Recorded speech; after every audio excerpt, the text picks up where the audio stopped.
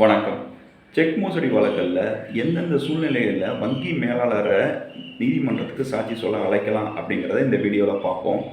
மாற்றுமுறை ஆவணச் சட்டம் செக்ஷன் 138 கீழே judicial magistrate கோர்ட்டில் செக் மோசடி வழக்கு தாக்கல் செய்வோம்.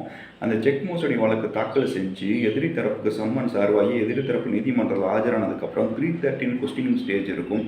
அந்த 313 கொஸ்டின் ஸ்டேஜில் ஜுடிஷியல் மேஜிஸ்ட்ரேட் அவர்கள் அக்யூஸ்டை பார்த்து, அதாவது எதிரியை பார்த்து, இந்த மாதிரி உங்கள் மேலே செக் மோசடி வழக்கு பதிஞ்சிருக்காங்க, நீங்கள் என்ன சொல்கிறீங்க அப்படின்னு கேட்பாங்க. அதுக்கு பொதுவாக எல்லாருமே பொய் வழக்குன்னு சொல்லுவாங்க. யாராவது ஒருத்தர் இது என்னுடைய செக்கே இல்லை அப்படின்னு சொன்னாருன்னா அதை கோர்ட் ரெக்கார்ட் பண்ணிக்கும். அப்போ அந்த மனு போட்டவர், யார் அந்த கேஸை பதிஞ்சவர், வங்கி மேலாளருக்கு சம்மன் அனுப்பி நீதிமன்றத்துக்கு சாட்சி சொல்ல வர வைக்கலாம். எதற்காகனா, இந்த செக்கு எதிரியோட செக் தானே, இந்த அக்கௌண்ட் நம்பர் அவரோட தானே அப்படிங்கிறதுக்கு நீதிமன்றத்தில் வங்கி மேலாளரே வந்து சாட்சியமாக சொல்வதற்காக அழைக்கலாம். அதே போல் எதிரியானவர் அதில் உள்ள கையெழுத்து என்னுடையது அல்ல அப்படின்னு சொன்னார்னா, அந்த கையெழுத்து அந்த என்னோட கையெழுத்து அல்ல நிரூபிக்கிறது வேண்டிய பொறுப்பு அந்த எதிரிக்கு தான் இருக்குது, அக்யூஸ்டு தான் இருக்குது.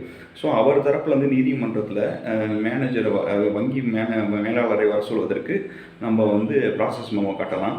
எதற்காக என்றால், ஒரு அக்கௌண்ட் டீட்டெயிலில் அவரோட சிக்னேச்சர் கொண்டு ஸ்கேன் பண்ணி பேங்க்கோட டேட்டா பேஸில் சேவ் பண்ணியிருப்பாங்க.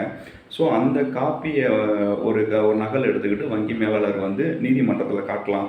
அவருடைய கையெழுத்து இப்படி தான் இருக்கும், ஸோ இந்த வழக்குக்குள்ளே இருக்க கையெழுத்துக்கும் இதுக்கும் மிஸ்மேட்ச் ஆகுது அப்படிங்கிற சூழ்நிலையில் அக்யூஸ்டு வந்து நிரூபிப்பதற்காக வங்கி மேலாளரை அழைக்கலாம். நன்றி.